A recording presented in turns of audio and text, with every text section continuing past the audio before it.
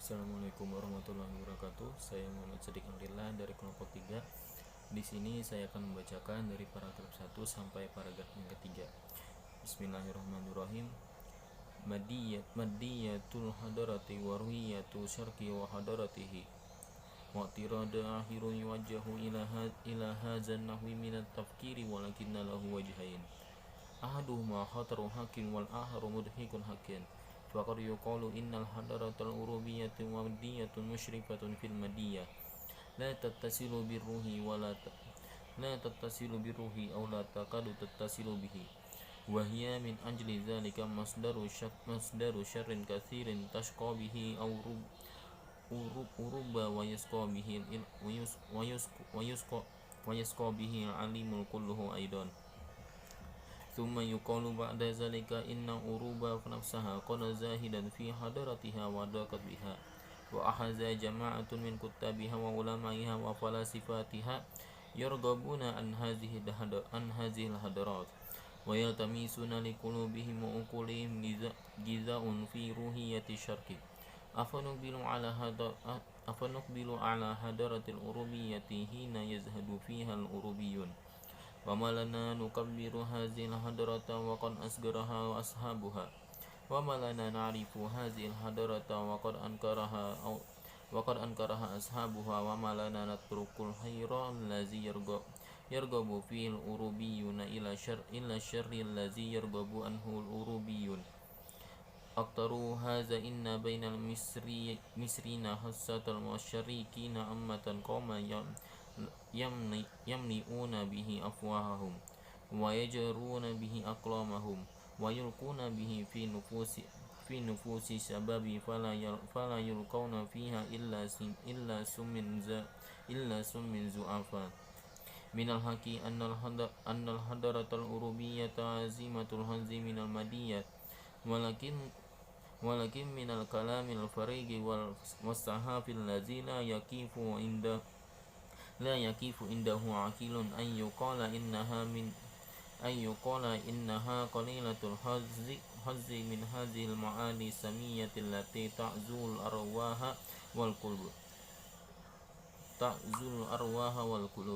من الحق أن الحضارة الأوروبية مدينة المظاهر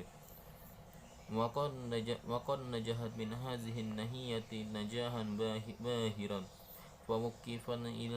فوقفت إلى العلم الحديث ثم إلى الفنون التطبيقية الحديثة ثم إلى هذه المخترعات التي غيرت وجه الأرض وهيئة الإنسان. ولكن من أجهل الجهل وخطأ أن يقال إن هذه الحضارة المادية إن هذه الحضارة المادية قد صدرت عن المادة الخالصة. إنها نتيجة العقل إنها نتيجة الخيال إنها نتيجة الروح إنها نتيجة الروح الحسب والمنتج نتيجة الروح الحي الذي يتصل بالعقل فيعزوه وينميه يدفعه إلى التفكير ثم إلى الإنتاج ثم إلى استغلال الإنتاج. لا نتيجة هذا الروح العاكف على نفسه الفارغ لها الفاني فيها الذي تفسد الأسرة عليهم روح فلا ينفع ولا ينتفع ولا يفيد ولا يستفيد. وإنك لتدرس تاريخ الفلاسفة الأوروبيين والعلماء والأوروبيين والمخترعين الأوروبيين فلا تجد واحدا منهم إلا وله من روح أعظم هذا ممكن له قبل كل شيء هذا الاستعداد السامي الذي يدفعه إلى التضحية بالوقت والجهد واللذات والحياة في سبيل الرأي ثم في سبيل التفكير summa fi sabilin taj innal ladzina yaz'umuna anna dikaratu kana halwan minar ruhi innama yaquluna sahaban wa yahzuna bima la ya'lamun. Lanjut ke terjemahannya. Dan keberatan terakhir diarahkan pada cara berpikir ini, tetapi memiliki dua sisi, satu sangat berbahaya dan yang lain sangat lucu. Boleh dikatakan bahwa peradaban Eropa boros dalam hal materialisme, tidak berhubungan dengan jiwa atau hampir tidak berhubungan untuk itu. Dan untuk itu adalah sumber dari banyak kejahatan yang membuat Eropa sengsara dan sengsara seluruh dunia juga. Maksud dari penulis pada paragraf ini adalah mengenai keberatan penulis pada cara berpikir yang sebelumnya. Tetapi cara berpikir yang tadi itu memiliki dua sisi, yang mana memiliki sisi sangat berbahaya dan sisi yang bisa dibilang sangat lucu menurut beliau. Boleh dikatakan bahwa peradaban Eropa merupakan suatu hal yang boros dalam hal materi, tetapi boros dalam materi tapi tidak ada berhubungan sama sekali dengan jiwa, bahkan tidak ada hubungannya. Dan karena tidak ada hubungan dengan jiwanya tadi, peradaban Eropa ini seringkali menimbulkan banyak kejahatan yang membuat Eropa sengsara dan juga dunia menjadi sengsara juga. Kemudian paragraf yang kedua, kemudian dikatakan setelah itu Eropa sendiri telah naik dalam peradabannya dan menyempit dengannya, dan sekelompok penulis, sarjana dan filsufnya telah mengambil keinginan untuk peradaban ini, dan mereka mencari makanan hati dan pikiran mereka dalam spiritualitas bangsa Timur. Akankah kita menerima peradaban orang Eropa ketika orang Eropa menarik kembali? Apa kita menumbuhkan peradaban ini dan pemilik terkecil? Dan kita tidak tahu peradaban ini telah dibantah oleh pemiliknya. Dan apa yang kita tinggalkan, kebaikan yang diinginkan oleh orang Eropa kepada kejahatan yang diinginkan oleh orang Eropa. Titik, sampai situ dulu. Maksud dari paragraf yang ini. Kemudian setelah itu dikatakan bahwasanya peradaban Eropa ini telah berkembang dan meningkat. Tetapi peradaban Eropa ini menurut beliau juga menyempit dengan adanya perkembangannya tadi. Dan dengan adanya sekelompok penulis, ilmuwan dan filsuf, para penulis ilmuwan dan filsuf tadi menurut beliau berkeinginan untuk memajukan peradaban ini. Mereka menunjukkan totalitas mereka dan berjuang dengan sepenuh hati dan pikiran mereka untuk meningkatkan nilai spiritualitas peradaban bangsa Eropa saat itu. Dan beliau bertanya kepada para negara timur, kepada para negeri Arab, wahai para negeri timur, wahai para negeri Arab, apakah siap untuk menerima kembali peradaban orang Eropa ketika mereka sudah berjaya? Dan apakah para orang timur sudah siap untuk menumbuhkan peradaban ini untuk masyarakat kecil yang ada di negara ini? Dan apakah kita sudah tahu bahwasanya peradaban ini telah ditolak pada tempat asalnya? Dan apa hal yang ingin kita tinggalkan pada hal yang baik yang diinginkan oleh orang Eropa, atau hal-hal buruk yang juga diinginkan oleh orang Eropa? Lanjut pada paragraf yang ketiga.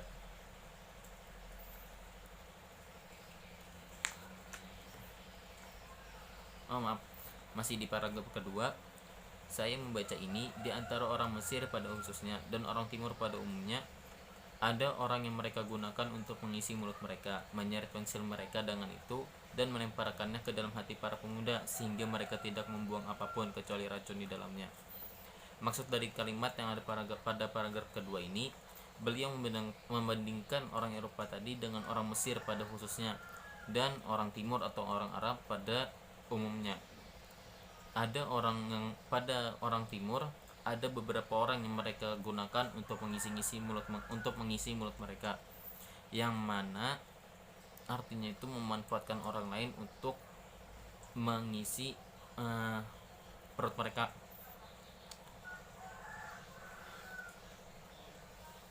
Lanjut ke paragraf yang ketiga. Dan Anda mempelajari sejarah filsuf Eropa, ilmuwan Eropa dan penemuan Eropa, dan Anda tidak akan menemukan salah satu dari mereka yang tidak memiliki keberuntungan terbesar dalam jiwa, yang memiliki di atas semua kemauan luhur yang mendorongnya untuk mengorbankan waktu, tenaga, kesenangan, dan hidup demi opini, dan kemudian demi pikiran, dan kemudian demi produksi. Maksud dari kalimat ini menurut penulis adalah ketika Anda mempelajari Anda mempelajari sejarah filosofi Eropa, ilmuwan Eropa, dan penemuan Eropa.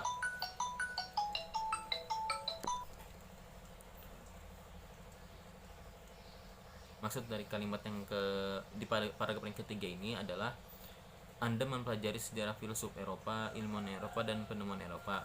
Tetapi Anda tidak menemukan salah satu dari mereka ini yang tidak memiliki keberuntungan dalam jiwa atau spiritualitas dirinya, yang mana memiliki di atas semua kemauan luhur yang mendorongnya untuk mengorbankan waktu, tenaga, dan kesenangan, dan hidup demi opini, dan kemudian demi pemikiran, dan kemudian demi produksi. Mungkin itu saja dari saya, akan dilanjutkan oleh yang berikutnya. Ya, Assalamualaikum warahmatullahi wabarakatuh. Perkenalkan, nama saya Abdul Hamid. Di sini saya akan melanjutkan membaca teks bahasa Arab pada paragraf kelima. Bismillahirrahmanirrahim. Innal ladzina yaz'umuna an Descartes kana khalu min ruhi innama yaquluna sakhafan wa yahduna bima la ya'lamun. Artinya, mereka yang mengklaim bahwa Descartes tidak memiliki jiwa, tetapi mereka mengatakan absurditas, dan mereka tidak mengatakan tentang apa-apa yang tidak mereka ketahui. Kesimpulannya pada paragraf 5, penulis mengatakan mereka yang mengklaim Descartes, seorang filsuf dan matematikawan Prancis, tidak memiliki jiwa. Sebaliknya, mereka mengatakan sesuatu yang tidak mungkin atau sesuatu yang tidak masuk akal, dan mereka tidak mengatakan apa-apa yang mereka tidak ketahui. Selanjutnya, paragraf ke-6. Innal ladzina yaz'umuna anna bastur kana khalu min ruhi innama yatahaddasuna an jahli wa yasduruna an aqlati wa yahuduna fima la ya'rifun. Inna hazihi hadrata urubiyati al-madinati hiya allati tudahi fi kulli yaumi bi kasiri min anfusi fi sabili ilmi wa fi sabili saytarati ala tabi'ah. Artinya, mereka mengklaim bahwa Pastur tidak memiliki roh, berbicara tentang ketidaktahuan. Mereka berasal dari kelainan dan menyelidiki apa yang tidak mereka ketahui. Peradaban Eropa yang materialitas inilah yang tiap hari mengorbankan banyak jiwa demi sains dan demi mengendalikan alam. Kesimpulan pada paragraf ke-6, dampak dari peradaban Eropa yang materialitis mengorbankan banyak jiwa demi sains dan demi mengendalikan alam. Pada paragraf ke-7, haula'il ladzina yuhatiruna fi tayarani fayulqauna fihil mauta sabi'an laisu madiyina li'annahum yudahu bihayatihim fi sabili taqaddami ilmi wa basti sultanil aqli ala anasirat tabi'atil jami'ah.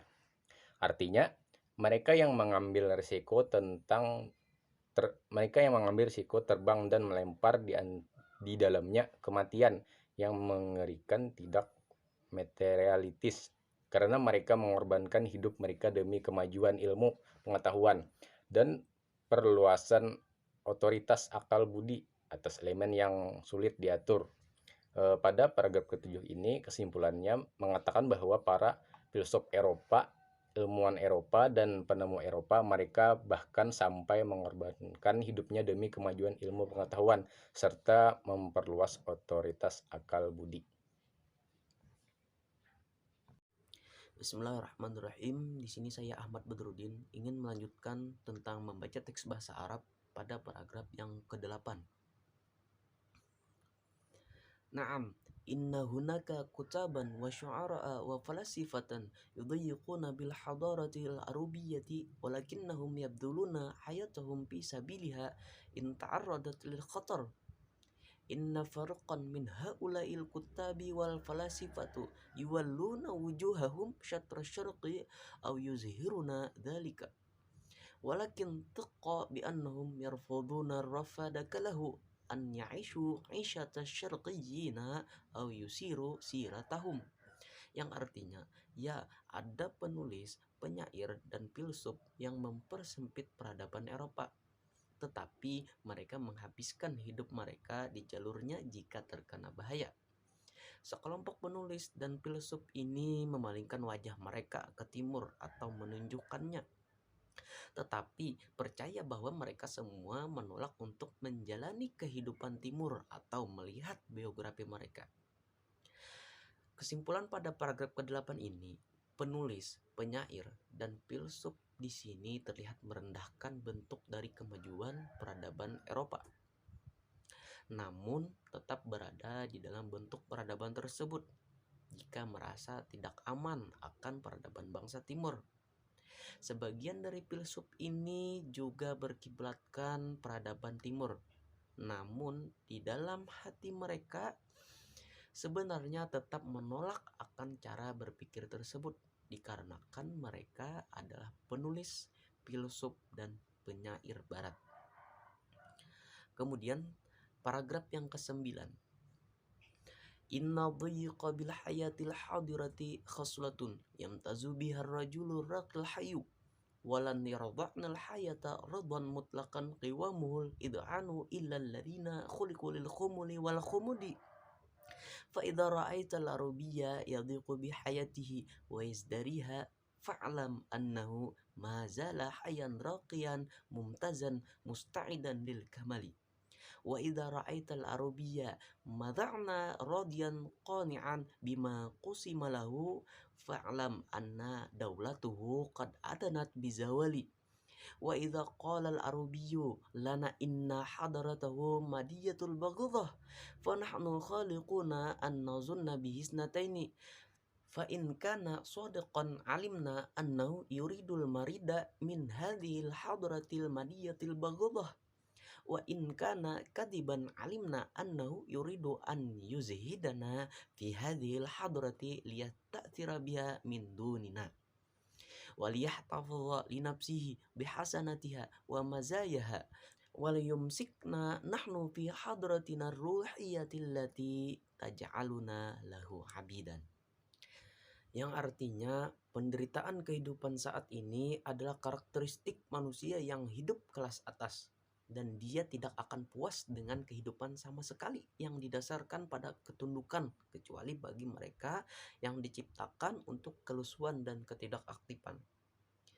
Ketahuilah bahwa negaranya telah mengizinkan kehancurannya, dan jika orang Eropa mengatakan kepada kita bahwa peradaban materialnya menjijikan, maka kita benar untuk memikirkan dua hal. Jika dia jujur, kita tahu bahwa dia menginginkan lebih dari peradaban material yang menjengkelkan ini. Dan jika dia salah, dia tahu bahwa dia ingin kita naik dalam peradaban ini, sehingga dia dapat memanfaatkannya dari donasi kita dan membiarkan dia melestarikan untuk dirinya sendiri perbuatan baik dan pahala, dan biarkan kita menahan dalam peradaban spiritual kita yang menjadikan kita budaknya.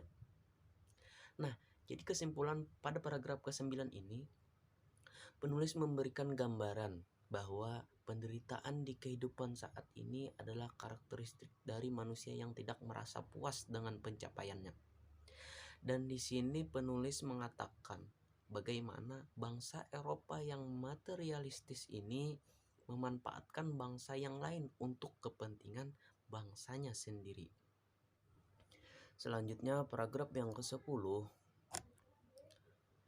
Wa ba'du fama hadha syarqur ruhiyyu liyashu syaraqnal qariba min ghairi syakkin fa syaraqnal qariba kama ra'aitu huwa mahda hadzal aqli alladhi yazidahi wa yazdahiru fi aruban wa huwa masdaru hadhihi al-hadrati al-arabiyyati allati nuridu an na'khudha bi asbabiha wa ma a'rifu anna li syarqil qaribi hadha ruhan yumayyizuhu min aruban wa yutihu lahu tafawuqa 'alaiha zaharat bi hadha syarqil qaribi fanunun wa 'ulumun wa adabun ta'atsara biha yunanu wa rumanu fa'antaju hadratal aruban wa anahum ala dalikal muslimuna ay ahli hadha syarqil qaribi, yang artinya, namun apakah spiritual timur ini tidak diragukan lagi,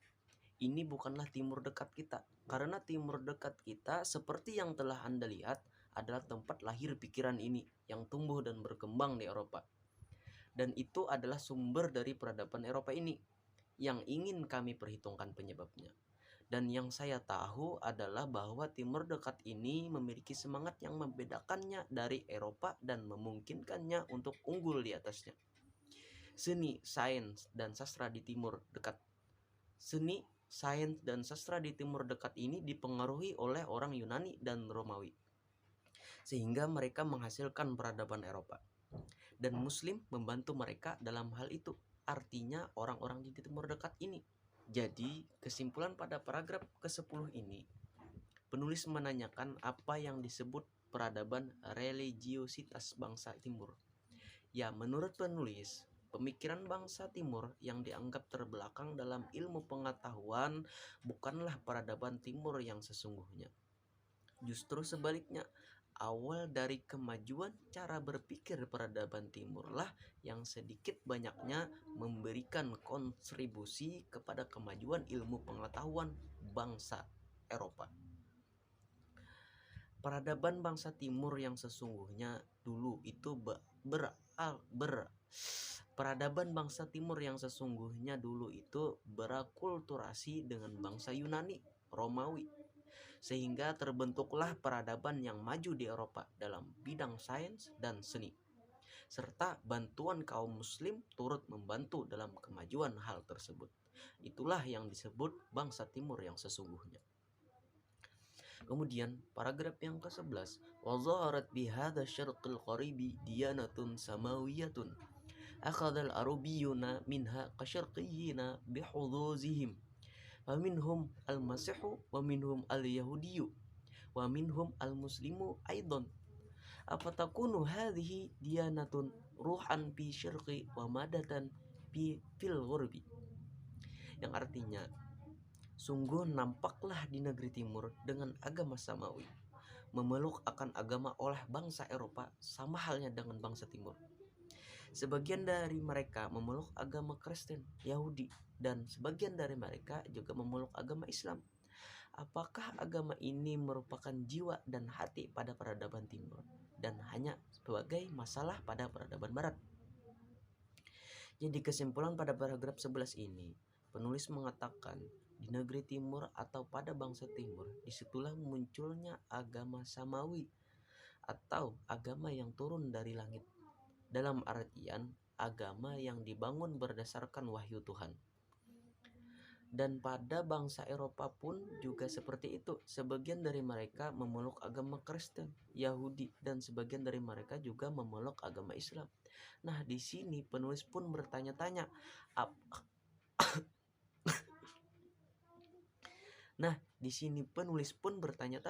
apakah agama ini merupakan jiwa dan hati pada peradaban timur dan hanya sebagai masalah pada peradaban barat? Bismillahirrahmanirrahim.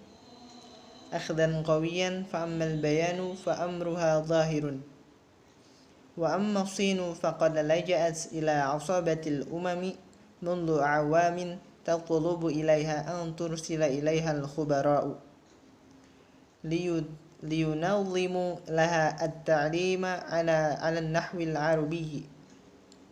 والصين كما تعلم مقسمة الآن بين نزعتين مختلفتين، إحداهما نحو عصابة الأمم الديمقراطية الغربية، والأخرى نحو روسيا ومذاهب الشيوعية. إن حديث الشرق الروحي هذا حديث لا غناء فيه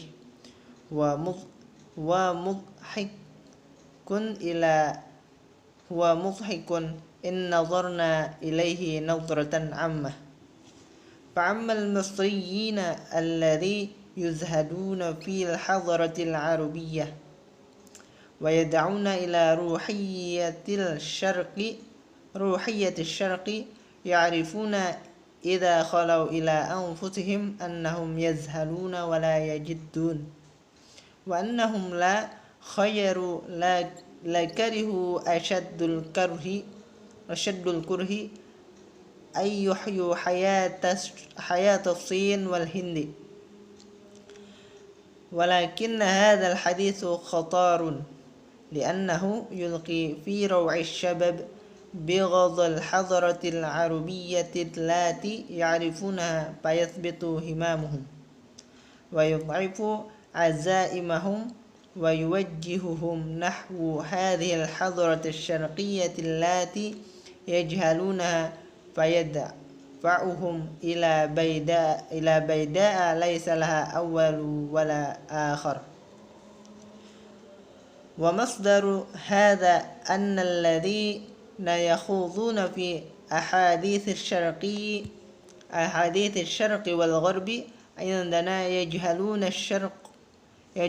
الشرق والغرب جميعا في أكثر الأحيان لأنهم يعرفون ظواهر الأشياء ولا يتعمقون حقائقها. وإذا كان هنا كسريجب أن نحمي منه أجيال الشباب فهو هذا العلم الكاذب الذي يكتفي بظواهر الأشياء ولا يتعمق حقائقها. فلننظر كيف نرد عن أجيال الشباب هذا الشر وليس إلى ذلك من سبيل فيما أرى إلا أن نقيم ثقافة الشباب على ثمتين. Terjemahnya, kedua timur spiritual yang dipesona oleh beberapa orang Eropa tidak jujur dan pembohong. Jadi mereka menipu kita dalam hal apapun. Itu adalah timur dekat, tetapi itu adalah timur jauh. Dan timur jauh itu adalah India, Cina, dan Jepang. Dan masing-masing agama dan filosofi yang tidak berhubungan atau hampir tidak berhubungan dengan agama dan filosofi kita. Jadi mari kita lihat dari dua hal yang kita pilih untuk diri kita sendiri. Apakah kita ingin memeluk agama dan filosofi orang Tionghoa dan mengambil alasan peradaban mereka, tapi mereka mengambil penyebab peradaban Eropa dengan kuat, seperti untuk Jepang masalahnya jelas, dan untuk Cina telah beralih ke Liga Bangsa-Bangsa selama bertahun-tahun. Meminta untuk mengirim ahli ke sana untuk mengatur pendidikan dengan cara Eropa dan Cina. Seperti yang Anda ketahui, sekarang terbagi menjadi dua tren yang berbeda. Salah satunya menuju Liga Bangsa-Bangsa Demokratik Barat dan yang lainnya menuju Rusia dan ideologi komunisnya. Hadis spiritual dari timur ini adalah hadis yang sangat diperlukan, yang lucu jika kita melihatnya secara umum. Orang Mesir yang abstain dalam peradaban Eropa dan menyerukan spiritualitas timur tahu bahwa jika mereka dibiarkan sendiri, mereka bercanda dan tidak berusaha, dan bahwa jika mereka diberi pilihan, mereka akan sangat membenci untuk menghidupkan kembali kehidupan Cina dan India. Tapi pembicaraan ini berbahaya, karena itu menyebabkan orang muda takut akan kebencian terhadap peradaban Eropa yang mereka kenal, sehingga mereka membuat mereka kecil hati, melemahkan tekad mereka dan mengarahkan mereka ke peradaban timur yang mereka abaikan ini, sehingga mendorong mereka ke kejahatan yang tidak memiliki yang pertama atau yang terakhir. Sumber dari ini adalah bahwa mereka yang menyelidiki percakapan timur dan barat, kita lebih sering mengabaikan semua timur dan barat karena mereka mengetahui fenomena benda dan tidak menyelidiki fakta mereka. Dan jika ada kejahatan yang lebih darinya, kita harus melindungi generasi yang lebih muda. Maka sains palsu inilah yang puas dengan fenomena benda-benda yang tidak menyelidiki kebenaran mereka. Jadi mari kita lihat bagaimana kita menanggapi kejahatan ini dari generasi muda. Dan tidak ada cara sejauh yang saya lihat, kecuali untuk membangun budaya pemuda di atas fondasi yang kokoh. Analisis. Pada penjelasan dari terjemah tersebut mungkin tidak terlalu jelas untuk bisa dipahami. Maka dari itu dipaparkan analisis sebagai berikut. Pada paragraf ke-12, penulis mengatakan bahwa Timur Jauh adalah Timur India, Cina, dan Jepang, dan di mana agama dan filosofi ini tidak berhubungan dengan atau hampir tidak berhubungan dengan agama dan filosofi. Kemudian penulis mengajak melihat yang mana dari keduanya yang kita pilih untuk diri kita sendiri. Apakah kita ingin memeluk agama dan filosofi Cina dan menerimanya, tapi mereka mengambil penyebab kuatnya peradaban Eropa. Sedangkan untuk Jepang masalahnya sudah jelas, karena Cina telah menggunakan Liga Bangsa-Bangsa selama bertahun-tahun, meminta untuk mengirim para ahli untuk mengatur pendidikan sebagai orang Eropa dan Cina. Seperti yang kita ketahui, sekarang terbagi antara dua tren yang berbeda, satu menuju Liga Bangsa-Bangsa Demokratis Barat dan yang lainnya menuju Rusia dengan doktrin komunis. Paragraf 13. Penulis mengatakan hadis Timur di situ sangat diperlukan, tetapi ada sesuatu yang mengganjal, seperti orang Timur yang anti dengan orang Eropa, tetapi mereka tidak ada pilihan untuk menuntut peradaban yang maju seperti Eropa. Itulah yang membuat mereka takut akan kebencian yang mereka kenal, sehingga membuat mereka tidak semangat dalam menuntut peradaban Eropa dan pemahaman kemajuan zaman di Eropa, membuat pemuda bingung untuk memilih jalan yang benar menurut keinginan mereka. Paragraf ke-14. Mereka yang memiliki sebuah pemikiran tersebut akan tetapi mereka tidak benar-benar mendalami masalah yang terjadi, karena mereka tahu bahwa kebenaran yang sebenarnya bukan berasal dari kejadian itu, tetapi mereka lebih memilih untuk menyembunyikannya. Paragraf ke-15. Penulis menyuruh untuk melindungi generasi muda dari kejahatan dalam pemikiran Eropa yang tidak pasti akan kebenarannya.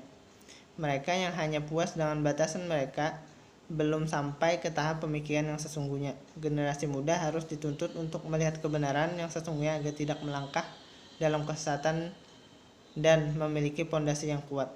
Sekiranya itu bagian paragraf 12 sampai 15. Terima kasih. Wassalamualaikum warahmatullahi wabarakatuh.